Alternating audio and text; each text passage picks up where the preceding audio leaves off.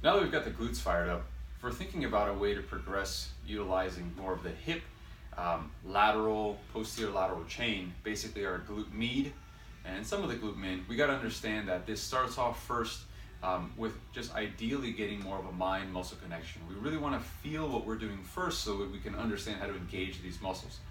There's literature that exists that shows us that when we are intentful, either with our cues, that means either verbal cues or tactile cues, placing a hand on a muscle and feeling it contract, that we can create a feedback loop that allows us to improve on performance of that muscle. Many times we can do this even through a mirror, utilizing what we call mirror neurons in our own brains that allow us to objectively map out a position, whether it be us moving and watching ourselves or whether we're watching somebody else move and learning from them. So clamshells traditionally have been done where we lay on our side, we're either at about a 90 degree or 45 degree position, and we're utilizing this foot over foot or band around the knee. Now, if we're thinking about carryover of the clamshell, the one thing that's important here is that the foot need be in contact with the surface so that we are creating more of a closed kinetic chain activity.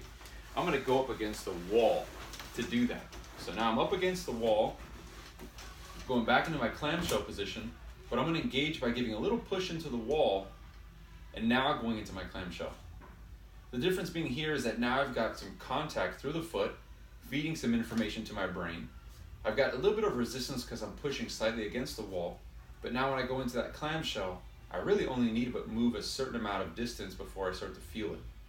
Again, this could be done isometrically where I'm holding for a period of time and then repping these out and even exploring different heights to move the leg through. Because right now, if I was standing up, it would look like I'm in a squat position. So I'm kind of just getting that leg out closer to what ideally would be my squat width and utilizing gravity as my primary kind of resistance. I could equally use a band and get a little bit more focus with it. So again, starting first off with endurance holds, push into the wall, glute contraction. I'm going to stay on this for about 20-30 seconds, and then later on, moving through repetitions, adding a band for additional resistance.